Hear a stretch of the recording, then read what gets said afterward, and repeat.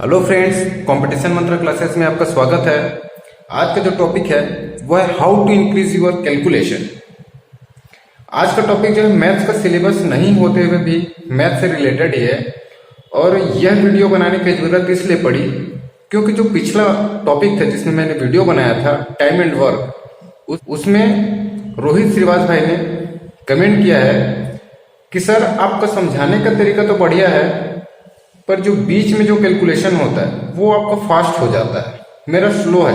ठीक है, तो मेरे चैनल में जो है 28 से 29 वीडियो बनाने के बाद जो है पहला डाउट से रिलेटेड कमेंट्स आया था, तो कमेंट में ना रिप्लाई करते हुए मैंने वीडियो बनाना ज़्यादा जरूरी समझा। ठीक है, और मेरा वीडियो बनाना बनता था इस टॉपिक पे। तो रोहित भाई, मेरा स्पीड जो है क्या है, एवरेज ही है, क्योंकि उसको मैं समझा रहा था। ठीक है, टॉपिक में समझाता हूँ तो थोड़ा सा एवरेज है वो। ठीक है, और यदि मैं एग्जाम में उसको सॉल्व करूँ तो और भी फास्ट ही रहेगा, वहां मेरे को किसी को समझाने की जरूरत नहीं है। ठीक है, तो आपका कैलकुलेशन फ्लो है तो कोई बात नहीं, प्रैक्टिस से आ जाएगी। और ये प्रॉब्लम जो है बहुत सारे स्टूडेंट्स की होती है, तो आज इसी टॉपिक में डिस्कशन करेंगे कि कैलकुलेशन को कैसे फास्ट करें। तो ये वीडियो बहुत ही इंपॉर्टेंट होने वाला है, बिना स्किप के वीडियो पे बने रहिएगा यदि आपको भी कैलकुलेशन करने में प्रॉब्लम जाती है तो। ठीक है, तो कुछ चीजें हैं जिसके जरिए कैलकुलेशन स्पीड को हम इंक्रीज कर सकते हैं। ठीक है, बहुत ही कम टाइम में या फिर माइंड में कैलकुलेशन कर सकते हैं। ठीक है, तो जो पहला चीज होती है वो होता है प्रैक्टिस। ठीक है, ये तो एक कॉमन चीज है और प्रैक्टिस जो है बहुत ही इंपॉर्टेंट है। ठीक है, एक कहावत भी है इंग्लिश में, प्रैक्टिस मेक्स परफेक्ट, यानी प्रैक्टिस ही वो चीज है जो आदमी को जो परफेक्ट बनाती है। ठीक है, और इससे रिलेटेड जो है अब्राहम लिंकन, वो कौन थे, अमेरिका के 16वें राष्ट्रपति अब्राहम लिंकन ने ये कहा था कि अगर उनको एक पेड़ काटने के लिए 6 घंटे दिया जाए तो वो शुरू के 4 घंटे जो है अपने कुल्हाड़ी को शार्प करने में लगा देंगे। शार्प करने यानी धार करने में। ठीक है, यानी सिर्फ 2 घंटे में जो है पेड़ काटने में लगाएंगे। तो उनका यह मानना था कि कोई भी एक्शन लेने से पहले आपका प्रिपरेशन टाइम जो है उस एक्शन से ज्यादा होना चाहिए, इसलिए प्रैक्टिस बहुत जरूरी है। और आप प्रैक्टिस के लिए क्या कर सकते हैं, जो 6 से जो है 10th क्लास की जो सिलेबस में मैथ्स होते हैं, इक्वेशन होते हैं, उसको आप सॉल्व करिए। ठीक है, तो ऑटोमेटिक डेफिनेटली आपका कुछ न कुछ इंप्रूवमेंट तो होगा ही होगा। ठीक है, दूसरा चीज क्या होता है, डिटेल सॉल्यूशन। ठीक है, डिटेल सॉल्यूशन। अब डिटेल सॉल्यूशन से क्या समझ रहे हैं, देखो आजकल सब स्टूडेंट जो शॉर्ट ट्रिक्स के पीछे भागते हैं। शॉर्ट ट्रिक्स काम तो करती है लेकिन किस पे, उसको देखना है। रीजनिंग पे शॉर्ट ट्रिक्स बहुत सही चीज है, लेकिन मैथ्स में आप शॉर्ट ट्रिक्स फॉलो नहीं करिएगा। ठीक है, अब शॉर्ट ट्रिक्स के बारे में बात निकली है तो थोड़ा उन ट्रिक्स को भी देखते हैं जो लंबी चौड़ा जो है फेंक देते हैं अपने थंबनेल में सिर्फ व्यू के चक्कर में। वो ये बोलते हैं कि 5 सेकंड में 10 सेकंड में क्वेश्चन सॉल्व करा देते हैं या तो फिर कोई जादुई ट्रिक बताते हैं यूट्यूब में। ठीक है, तो मेरे हिसाब से ये सब ट्रिक जो है काम नहीं करती है, ये मेरा पर्सनल एक्सपीरियंस है। आप वीडियो देख के आप नोट्स बना लेते हैं उनका, उस टाइम तो आपको खुश हो जाता है, खुशी होती है कि आप जो है 5 सेकंड में कोई क्वेश्चन सॉल्व कर पा रहे हैं। ठीक है, पर जब एग्जाम में या मॉक टेस्ट आप दिलाते हैं उसमें सफल नहीं हो पाते हैं। उसका रीजन यही है कि एग्जाम में बहुत ज्यादा प्रेशर होता है। ठीक है, और आपके दिमाग में वही चीजें आती है उतना टाइम जो आप बचपन से पढ़ते आ रहे हो। बचपन से हम क्या पढ़ते हैं, डिटेल्स मेथड पढ़ते हैं। तो शॉर्ट ट्रिक्स जो है प्रीफर नहीं कीजिएगा मैथ सॉल्व करने के लिए, हमेशा डिटेल्स प्रीफर कीजिएगा, डिटेल सॉल्यूशन। इसका फायदा ये होता है कि यदि आपका एक मेथड से नहीं बना तो कुछ ना कुछ दिमाग में आइडिया आ जाता है यदि आप डिटेल से सॉल्व करते हैं। और ट्रिक्स में क्या होता है, जो यूट्यूबर्स होते हैं व्यू पाने के लिए छोटे छोटे शॉर्ट पैटर्न के जो है क्वेश्चन को सेलेक्ट करते हैं और उसको एक जादुई ट्रिक या मेथड का नाम दे देते हैं, जो है वास्तव में टाइम कंजम्पशन लेती है बहुत ज्यादा। वो जो है छोटे क्वेश्चन तो रहते हैं लेकिन एग्जाम में यदि उसको घुमा दिया जाए थोड़ा सा तो आप कंफ्यूज हो जाते हो। और रुक जाते हो आपका सोल्यूशन वहीं पे रुक जाता है, आपका टाइम वेस्ट हो जाता है। ठीक है, और टाइम जो है बहुत ही वैल्यू करता है मैथ्स में। ठीक है, टाइम की वैल्यू बहुत ही होती है, क्योंकि एसएससी जैसे एग्जाम्स होते हैं, ऑनलाइन एग्जाम्स होते हैं, वहां पे टाइम की बहुत कमी होती है। एसएससी जीडी एग्जाम में तो 1 घंटे का पेपर होता है, 1 घंटे में 90 क्वेश्चन सॉल्व करना रहता है आपको। ठीक है, तो शॉर्ट ट्रिक्स के पीछे नहीं भागिएगा, डिटेल्स पढ़िएगा, जिससे आपको फायदा मिलेगा, दिमाग में आइडियाज आएंगे। एक तरीके से नहीं बनता है तो दूसरे तरीके से सॉल्व हो जाएगा। ठीक है, क्योंकि मैथ्स को सॉल्व करने के बहुत सारे तरीके। ठीक है, तीसरी चीज जो है वो होता है माइंड कैलकुलेशन। ठीक है, माइंड कैलकुलेशन। अब माइंड कैलकुलेशन क्या होता है? छोटे छोटे जो इक्वेशंस आते हैं, जैसे जोड़, घटाओ या फिर गुणा, तो उसको आप माइंड में ही सॉल्व करने की कोशिश कीजिएगा। ठीक है, बार बार करने से ये प्रैक्टिस होती जाएगी। इसमें यदि आप एग्जाम हॉल में बैठे हैं तो एक क्वेश्चन में यदि 5 सेकंड भी आप बचा लेते हैं तो आपका बहुत ही टाइम जो है बच जाता है। ठीक है, चौथी जो चीज है वो होता है स्क्वायर टेबल। स्क्वायर टेबल या फिर क्यूब टेबल। ठीक है, स्क्वायर टेबल और क्यूब टेबल ये आपको रटना जरूरी है, मिनिमम 20 तक का। स्क्वायर टेबल को तो या तो फिर आप रट लो, या तो फिर आप रट नहीं पा रहे हो तो उसका दूसरा तरीका भी है, आप एक बेस को रटो। ठीक है, जैसे कॉमन चीज है, जैसे 10 के स्क्वायर आपको पता होता है 100 होता है। ठीक है, 20 के स्क्वायर जो है 400 होता है। ठीक है, 30 के स्क्वायर कर लो, 40 का कर लो, 50 का कर लो, कितना होता है? ठीक है, 30 का कितना होता है? 900 होता है। ठीक है, अब देखते हैं किसी चीज के स्क्वायर हम किस तरीके से निकालेंगे। जैसे आपके पास एग्जांपल के लिए 729 ले लेते हैं। ठीक है, मान लीजिए 729 है, आपको नहीं पता है 729 का स्क्वायर, आपको नहीं पता है। ठीक है, तो आप जो है कैसे निकाल सकते हो? ठीक है, तो 729 आपको पता है 10 का कितना होता है? 100 होता है। 20 का 400 होता है, 400 के ऊपर है। 30 के में जो है 900 आ जा रहा है, यानी 20 और 30 के बीच का है। ठीक है, आपको ये लिखना नहीं है, आप दिमाग दौड़ाना है, आपको माइंड कैलकुलेशन करना है। ठीक है, तो ये क्या हो जा रहा है? 20 से ऊपर में आ जाएगा, यानी 21 गुणा 21 माइंड में करना है। ठीक है, अब इसमें क्या करना है? इकाई संख्या देखना, एक एक में एक, इकाई संख्या 1 आ जा रही है, यहाँ पे 9 है तो आपका नहीं आएगा। 22 का दिमाग में करना है, 2 दूनी 4 आ जा रहा है। 23 का 3 तिया 9, 24 का 4 चौक 16, 25 5 पंचे 25 हो जाएगा। 26 में 6 छक्के 36, यानी 6 आ जा रही इकाई में। 27 में 7 7 49, यानी 9 आ रही है, तो डेफिनेटली ये 27 की ही होगी। ठीक है, ये 27 का है। तो इस तरीके से माइंड में कैलकुलेशन करना है, आपको गेस करना है। ठीक है, ये सही तरीका है। आपको यदि याद नहीं होती है तब के बाद, याद होगी तो बहुत अच्छी बात है। 20 से 25 तक का स्क्वायर टेबल। ठीक है, अब देखते हैं जो मोस्ट इंपॉर्टेंट है, जैसे कि स्टूडेंट्स क्या करते हैं, बीच में किसी को क्वेश्चन को सॉल्व कर रहे हैं और वहां पर रुक जाते हैं, क्योंकि बीच का सोल्यूशन उसको पता नहीं होता है। ठीक है, जैसे रोहित भाई का डाउट था, उन्होंने कमेंट किया है, उसके हिसाब से उसका मेन रीजन यही है कि आपको बीच का इक्वेशन जो सॉल्व करना नहीं आ रहा है। जैसे कि तिर्यक गुणा। ठीक है, तिर्यक गुणा हो गया, पक्षांतर हो गया, भिन्न हो गया, बटे के रूप में लिखा है, उसको कैसे सॉल्व करना है। ठीक है, तो उसको अच्छे से समझ लेते हैं ताकि ये आपको बहुत ही मदद करेगा। आप सॉल्व करते टाइम रुके ही नहीं। आपकी ये सिंपल छोटी छोटी चीजें हैं जो 4th 5th 6th 7th 8th standard में जो पढ़ाया जाता है, कोचिंग में भी बताया जाता है, लेकिन कोचिंग में ये सब छोटी चीजें आपको पूछते नहीं बनता है, क्योंकि आप ऑलरेडी ग्रेजुएटेड हो चुके होते हो ग्रेजुएशन लेवल में, और ये सब चीज पूछने में थोड़ा सा गिल्टी फील होता है, तो खड़ा होकर कोचिंग में भी नहीं पूछ सकते लोग इसको।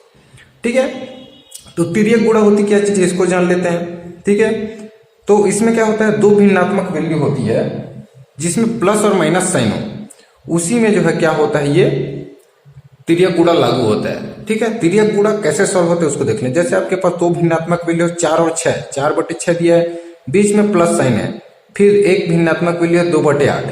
ठीक है, तो तिर्यक गुणा होती क्या है कि जो पहले जो भिन्न है उसका अंश और दूसरे का हर का आपस में गुणा करते हैं। ठीक है, तो कितना हो जाएगा, 8 चौक 32 हो जाएगा। ठीक है, और दूसरा जो हर है उसका पहले अंश के साथ, दूसरे जो भिन्न है उसका अंश के साथ क्या करते हैं, गुणा करते हैं। बीच में प्लस साइन है तो प्लस साइन, 6 दूनी 12।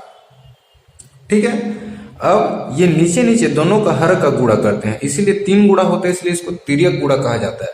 8 छक्के क्या हो जाएगा आपका 48, तो 32 और 12 हो जाएगा 44/48। अब इसको कटा लो जितना भी आ रहा है पढ़ के। ठीक है, ये होता है। यहीं भी यदि 4/6 माइनस है तो भी सेम बनाने का प्रोसेस रहेगा, जो प्लस है वहां पे क्या हो जाएगा, माइनस हो जाने, यानी 32 माइनस 12/48। अब इसको आप सॉल्व कर सकते हैं। ठीक है, लेकिन ये तो सिर्फ तिर्यक गुणा किसमें होता है, प्लस और माइनस साइन है दो भिन्नों के बीच में। और यदि गुणा है या बराबर है तब की केस में क्या करते हैं, मान लीजिए 4 है बटे 6 है बराबर 2/8 है, तब के केस में तिर्यक गुणा नहीं होता है।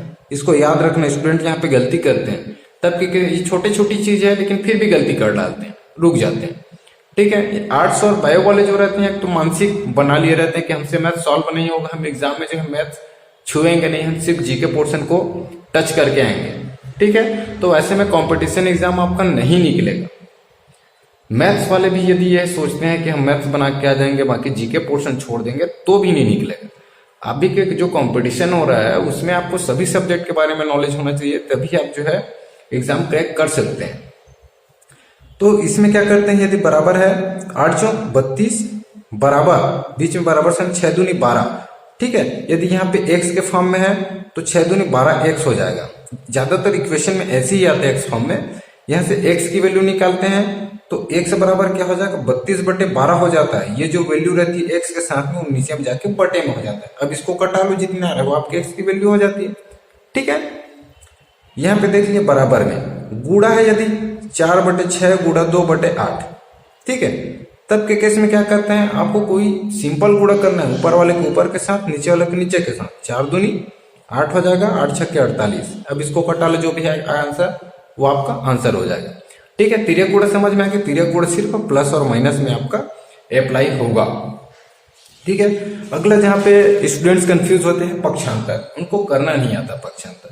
ठीक है, पक्षांतर करना नहीं आता है। पक्षांतर क्या होती है, पक्षों में अंतर। ठीक है, पक्षों में अंतर करना पक्षांतर होती है। कोई इक्वेशन है, मान लीजिए आपको सॉल्व करते करते 12 बराबर 2x + 15 कर लेते हैं। ठीक है, 3x + 12 बराबर 2x + 15। अब आपको कोई क्वेश्चन सॉल्व कर रहे हो, ऐसे फॉर्म में आ गया तो इसको पक्षों में अंतर करना है, उसको पक्षांतर कहते हैं। जैसे 3x है, x टर्म को एक साइड लाते हैं, अंक को एक साइड, यही पक्षांतर कहलाता है। उसके बाद उसका सॉल्यूशन कर देते हैं। जैसे 3x है माइनस 2x। ठीक है, यहां पे जो भी साइन रहता है वो अपोजिट साइड जाके क्या हो जाता है, विपरीत हो जाता है पक्षांतर में। ये याद रखना है आपको। ठीक है, अब 2x को इधर लाए तो 2x पॉजिटिव था, इधर आके क्या हो गया, माइनस हो गया। यहाँ पे जो संख्या है 15 बची है। अब ये वाली जो संख्या है अंक को इधर से ला रहे हैं दूसरे पक्ष में, तो क्या हो जाएगा, यहाँ पे 12 जो है पॉजिटिव है वो इधर आके क्या हो जाएगा, निगेटिव हो जाएगा। 3 में से 2x क्या होता है, x होता है बराबर 15 में से 12 गया 3, यानी x की वैल्यू 3 हो जाती है। ठीक है, और ये सब मैथ्स में उपयोग होने ही है, क्योंकि x की वैल्यू फाइंड आउट करना पड़ता है। कई क्वेश्चन ऐसे रहते हैं जिसमें डेटा नहीं दिया रहता है, उसको x मानना पड़ता है, तो उसको निकालने के लिए इन्हीं सब चीजों का यूज होता है। और यहाँ पे जो है स्टूडेंट प्लस माइनस में कंफ्यूज हो जाते हैं, साइन में कंफ्यूज हो जाते हैं। ठीक है, तो ये सिंपल चीजें हैं लेकिन आपसे बननी चाहिए, इसकी प्रैक्टिस आप करो अच्छे से। ठीक है, जो 7वां चीज होता है वो साइन के बारे में है। ठीक है, अब देखो साइन के बारे में अच्छे से पढ़ना है तो बॉर्ड मास रूल भी है, एक वीडियो बना चुका हूं, उसको भी एक बार देख लेना। ठीक है, तो साइन क्या होता है, यदि नेगेटिव साइन है तो क्या हो जाता है, यदि सेम साइन है तो जुड़ेगा, यानी पॉजिटिव हो जाता है। फिर सेम साइन है, जैसे प्लस प्लस है तो क्या होगा, वैल्यू जुड़ेगा जो भी चीज है। माइनस प्लस है, अपोजिट साइन है तो क्या हो जाता है, घटता है। ठीक है, यदि प्लस माइनस है तो भी क्या होता है, घटता है। ये साइन को आप क्या करना है, ध्यान देने वाली बात है। यहाँ पे पक्षांतर होता है तो जस्ट अपोजिट हो जाता है, यहाँ पे जो किए। ठीक है, अब कई स्टूडेंट कहते होते हैं जो माइनस प्लस में सब सॉल्व कर लेते हैं प्रोसेस, उनको पता रहता है, लास्ट में माइनस प्लस में गलती कर देते हैं, जिसके कारण उसका आंसर जो है गलत हो जाता है। ठीक है, माइनस माइनस जैसे कोई डेटा ले लेते हैं, -7 -8 ले लिए। ठीक है, अब इसका आंसर क्या होगा? कई लोग कंफ्यूज हो जाते हैं। ठीक है, माइनस माइनस क्या होता है? आपको सिर्फ माइनस माइनस देखना है, सिर्फ साइन देखना है, अंक को पहले नहीं देखना है। माइनस माइनस क्या होता है? प्लस होता है। तो 7 और 8 क्या हो जाएगा? 7 7 14 15, दोनों आपस में जुड़ जाएंगे तो 15 हो जाएगा। अब सामने में कौन सा साइन रहेगा ये देखना है। तो कैसे देखोगे? तो बड़ी संख्या देखना है। अब आपको अंक देखना है दूसरी बार कि कौन से अंक के सामने में नेगेटिव है या पॉजिटिव है। तो यहाँ पे क्या हो रहा है? -8 है। ठीक है, 8 जो है बड़ी संख्या है, उसके सामने माइनस यानी निगेटिव में आएगा और माइनस माइनस इसलिए दोनों आपस में जुड़ जाएंगे। ठीक है, यदि यहाँ पे मैं लिख देता हूँ -7 + 5। अब देखो इसमें कई लोग कंफ्यूज हो जाते हैं, -7 में हम 5 को कैसे जोड़ेंगे। ठीक है, तो यदि माइनस जो है बड़ा है कोई दिक्कत नहीं, आप सिर्फ पहले साइन देखना है। प्लस माइनस क्या होता है? माइनस होता है, 7 में से 5 को आप घटा दो, कितना जाएगा? 2। अब साइन को देखना प्लस है कि माइनस है। ठीक है, तो ये माइनस है इसलिए क्या हो जाएगा? यहाँ पे बड़ी संख्या 7 है तो -2 ये आपका आंसर हो जाएगा। तो साइन में कंफ्यूज नहीं होना है आपको, और हमेशा याद रखना है पक्षांतर करने के टाइम जो है अपोजिट होता है, पक्षांतर होता है तो जो साइन है वो भी चेंज होता है। माइनस है तो प्लस, प्लस है तो माइनस। ठीक है, तो ये छोटी छोटी बातें हैं, आप इसको ज्यादा से ज्यादा प्रैक्टिस करें और 6 से 10th क्लास तक की आप बुक जो है रिफर करें, तो एग्जाम में आपको सॉल्व करने में बहुत ही ज्यादा मदद मिलने वाला है आपको, और बहुत ही कम टाइम में बनेंगे। और एग्जाम में यदि आप 30 से 40 सेकंड भी लगा रहे हैं क्वेश्चन सॉल्व करने में तो बहुत अच्छा स्पीड है आपका। ठीक है, 50 सेकंड लगा रहे हैं तो एवरेज है। ठीक है, और उससे ज्यादा टाइम लगता है तो दिक्कत हो जाएगी, क्योंकि बाकी क्वेश्चन को सॉल्व करने के लिए आपके पास टाइम ही नहीं बचेगा। और ज्यादातर केसेस में यही होता है। ठीक है, कि स्टूडेंट एक क्वेश्चन में जो अटक जा रहते हैं, ये सब चीज के चक्कर में सोचते ही रह जाते हैं। शॉर्ट ट्रिक्स के चक्कर में हम पढ़ के जाते हैं इस टॉपिक से, लेकिन हमसे ये नहीं बन रहा है। ठीक है, तो आपको अच्छे से समझना है पक्षांतर, तिर्यक गुणा, साइन प्रोसेस। ठीक है, माइंड कैलकुलेशन, आपका पढ़ा अच्छे से होना चाहिए 20 तक मिनिमम। तो ये सब चीज छोटी छोटी बातें हैं, एक बार इसको अप्लाई करके देखिएगा कि आपका इंप्रूव होता है कि नहीं कैलकुलेशन। ठीक है, अब देखते हैं अगला 8वां। ठीक है, 8वां जो है भिन्न यानी बट्टा। भिन्न या बट्टा के फॉर्म में आ जाता है। आप क्वेश्चन सॉल्व करते करते यदि आपका जो इक्वेशन है बट्टे के रूप में आ गया, जैसे कि 2/3/18। ठीक है, अब इसको कैसे सॉल्व करना है? यदि बट्टे का बट्टा, ठीक है, यदि आपके पास ऐसे इक्वेशन आ जाता है तो 18 के बट्टे में 1 कर सकते हैं। जैसे 1 के स्क्वायर करो, 1 का क्यूब करो, 1 की घात 4 करो, 5 करो, 6 करो, 1 ही आता है। उसी प्रकार से किसी भी संख्या के बट्टे में 1 कर दो, 1 से भाग दो, तो क्या होता है? वही संख्या आता है। तो यदि 2/3/18 दिया है तो बट्टे में 1 कर देना। ठीक है, उसके बाद क्या करना है? क्या हो जाता है? 2/3 जस्ट लिख देना ऊपर वाला, नीचे वाला क्या होता है? पलटी हो जाता है और गुणा के रूप में होता है, यानी इसको 1/18 लिखेंगे। तो क्या हो जाएगा? 2 और 18 गुणा 3 कर दो नीचे में, 8 तिया 24, 4 हाथ से लिख दो और 3 एकम 3, 4 5, 18 तिया क्या हो जाएगा? 54, यानी 2/54 कटा 2 एकम 2 दूनी 2 सत्ते, 1 क्या हो जाएगा आपका? 27। ठीक है,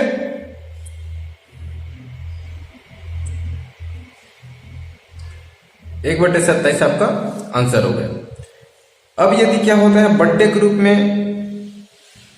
दिया है 3/18 कुछ भी डेटा दिया हुआ है। ठीक है, मान लिया 3 दिया है, 4 दिया, तो यहाँ पे तो बट्टा दे दिया। नहीं दिया रहेगा तो 1 लिखना है। बट्टे के रूप में आ गया नीचे तो क्या करना है? जस्ट वैसी पलटी करके ये क्या हो जाएगा? 3/18 हो जाएगा। ठीक है, फिर 3 3 कैंसिल हो जाएगा, तो 2 और 18, 2 एकम 2 निया, यानी 1/9 हो जाएगा। ठीक है, तो बट्टे के रूप में समझ में आ रहा है। नीचे वाले बट्टे को जस्ट उल्टा करके आपको गुणा कर देना है, और यदि सिर्फ 1 दिया है बट्टे में तो उसके बट्टे में हम 1 कर देंगे इस प्रोसेस में बनाने के लिए। अब यहाँ पे स्टूडेंट यही पे क्या करते हैं? 2/3 का पहले पॉइंट में निकालते हैं, फिर नीचे वाला का पॉइंट में निकालते हैं, फिर उसको भाग देते हैं। वो प्रोसेस बहुत लंबा चला जाता है।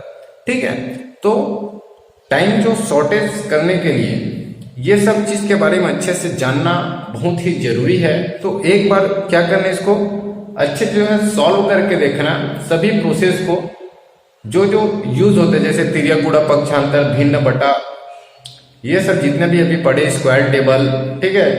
तो ये सब चीज को सॉल्व करने के टाइम अप्लाई करके देखना, निश्चित रूप से आपका जो है टाइम जो है कम लगेगा, बनाने में इंप्रूवमेंट होगा। और यदि मेरी तरफ दी गई आपकी जो जानकारी है अच्छी लगी तो चैनल को जरूर सब्सक्राइब कर लीजिएगा। मिलते हैं अगले वीडियो में, तब तक के लिए धन्यवाद।